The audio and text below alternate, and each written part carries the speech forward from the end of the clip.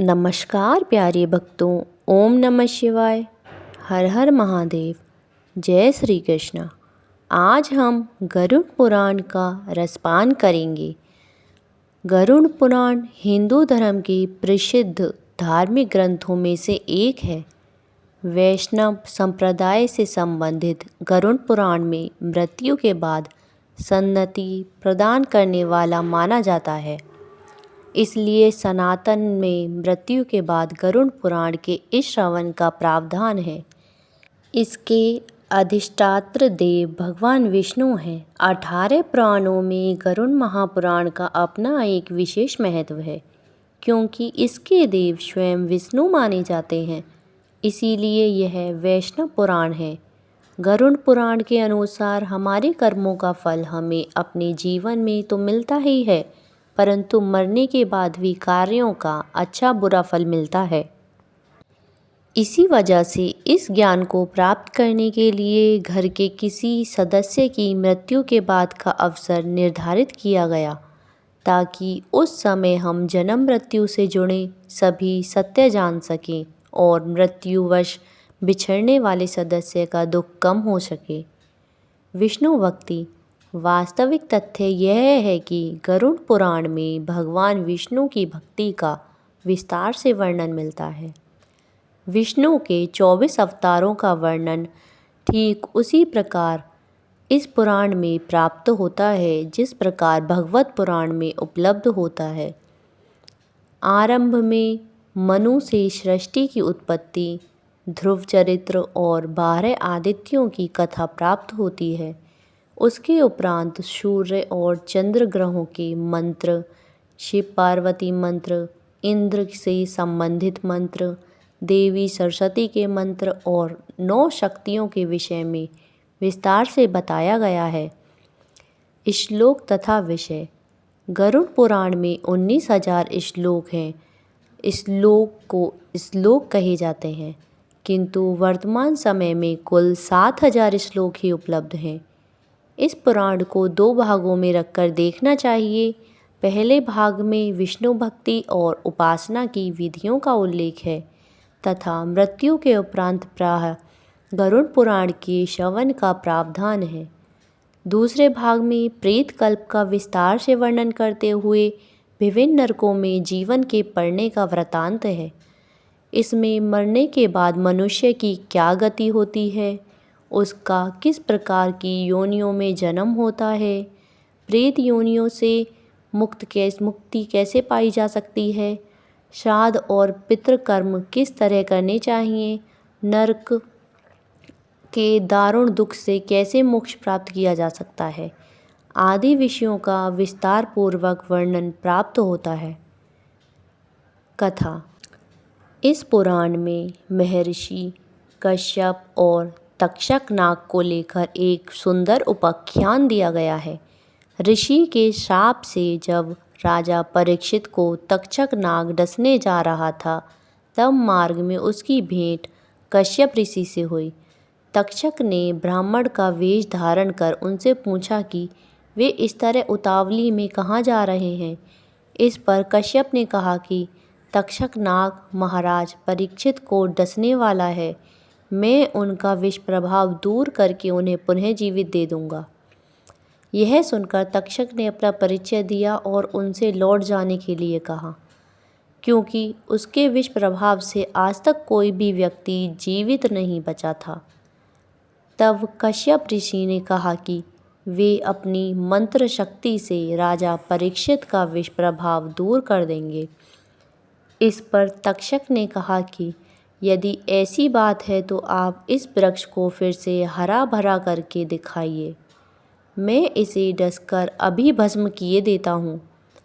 तक्षक नाग ने निकट ही स्थित एक वृक्ष को अपने विष के प्रभाव से तत्काल भस्म कर दिया।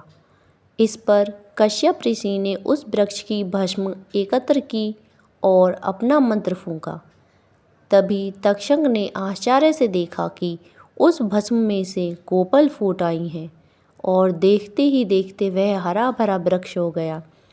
हैरान तक्षक ने ऋषि से पूछा कि वे राजा का भला करने किस कारण से जा रहे हैं।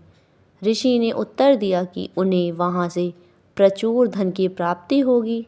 इस पर तक्षक ने उन्हें उनकी संभावना से भी अधिक धन देकर वापस भेज दिया।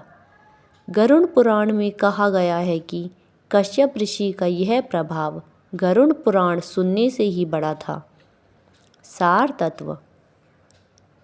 इस पुराण में नीति संबंधी सार तत्व, आयुर्वेद, गया तीर्थ का महात्म्य, श्राद्ध विधि, दशावतार चरित्र तथा सूर्य चंद्र वंशों का वर्णन विस्तार से प्राप्त होता है। बीच बीच में कुछ अन्य वंशों का भी उल्लेख है। इसके बाद अतिरिक्त गारुड़ी विद्या मंत्र, पक्षी ओम स्वाहा और विष्णु पंजस स्रोत आदि का वर्णन भी मिलता है। गरुड़ पुराण में विदित रत्नों और मणियों के लक्षणों का वर्णन विस्तार पूर्वक किया गया है। साथ ही हिंदू ज्योतिष, सामुद्रिक शास्त्र, सांपों के लक्षण, धर्मशास्त्र, विनायक, शांति, वर्णाश्रम, धर्म व्यवस्था, विधि, व्रत उपवास, संपूर्ण अष्टांग योग, पतिव्रत धर्म, महात्म्य, जप तप, कीर्तन और पूजा विधान आदि का भी विस्तार से उल्लेख हुआ है। इस पुराण के प्रेत कल्प में 35 अध्याय हैं, जिसका प्रचलन सबसे अधिक हिंदू धर्म में है। इन 35 अध्यायों में यमलोक, प्रेतलोक और प्रेत योनि क्यों प्राप्त होती हैं, उसके कारण, दान महिमा, प्रेत योनि से बचने के उपाय, अनुष्ठान और श्राद्ध कर्म आदि का वर्णन विस्तार से किया गया है। ये सारी बातें मृत्यु को प्राप्त व्यक्ति के परिवार वालों पर गहरा प्रभाव डालती हैं। वे दिवंगत व्यक्ति की सद्गति और मोक्ष के लिए पुराण विधान के अनुसार भरपूर दान दक्षिणा देने के लिए तत्पर हो जाते हैं। इस पुराण का उद्देश्य भी यही जान पड़ता है। नरक वर्णन। गरुड़ पुराण के दूसरे अध्याय में यह वर्णन मिलता है कि इसके अनुसार गरुड़ ने कहा, हे केशव, यमलोक का मार्ग किस प्रकार दुखदायी होता है? पापी लोग वहाँ किस प्रकार जाते हैं, मुझे बताइए। भगवान बोले, हे गरुड़, महान दुख प्रदान करने वाले यम मार्ग के विषय में मैं तुमसे कहता हूँ। मेरा भक्त होने पर भी तुम उसे सुनकर काँप उठोगे। यम मार्ग में वृक्ष की छाया नहीं है, अन्न आदि भी नहीं है, वहाँ कहीं जल भी नहीं है। वहाँ प्रलय काल की भांति 12 सूर्य तपते हैं। उस मार्ग में जाता हुआ पापी कभी बर्फीली हवा से पीड़ित होता है तो कभी कांटे चुभते हैं, कभी महाविषधर सांपों द्वारा डसा जाता है, कहीं अग्नि से जलाया जाता है, कहीं सिंहों, व्याघ्रों और भयंकर कुत्तों द्वारा खाया जाता है, कहीं भिक्षुओं द्वारा डसा जाता है। इसके बाद वह भयंकर असीपत्र वन नामक नरक में पहुंचता है, जो 2000 योजन के विस्तार वाला है। यह वन कौवों, उल्लुओं, गीधों, सरसुखों तथा डांसों से व्याप्त है। उसमें चारों ओर दावांगनी है। वह जीव कहीं अंधे कुएं में गिरता है, कहीं पर्वत से गिरता है, कहीं छुरे की धार पर चलता है, कहीं कीलों के ऊपर चलता है, कहीं घने अंधकार में गिरता है, कहीं उग्र जल में गिरता है, कहीं जोंकों से भरे हुए कीचड़ में गिरता है, कहीं तपी हुई बलूका से व्याप्त और धधकते ताम्र में मार्ग, कहीं अंगार राशि, कहीं अत्यधिक धुएं से भरे मार्ग पर उसे चलना पड़ता है। कहीं अंगार वृष्टि, कहीं बिजली गिरने, शिलावृष्टि, कहीं रक्त की, कहीं शास्त्र की और कहीं गर्म जल की वृष्टि होती है। कहीं खारे कीचड़ की वृष्टि होती है, कहीं मवाद, रक्त तथा विष्ठा से भरे हुए तालाब हैं। यम मार्ग के बीचों बीच अत्यंत उग्र और घोर वैतरणी नदी बहती है। वह देखने पर दुखदायिनी है। उसकी आवाज़ भय पैदा करने वाली है। वह 100 योजन चौड़ी और पीप तथा रक्त से भरी है। हड्डियों के समूह से उसके तट बने हैं। यह विशाल घड़ियालों से भरी है।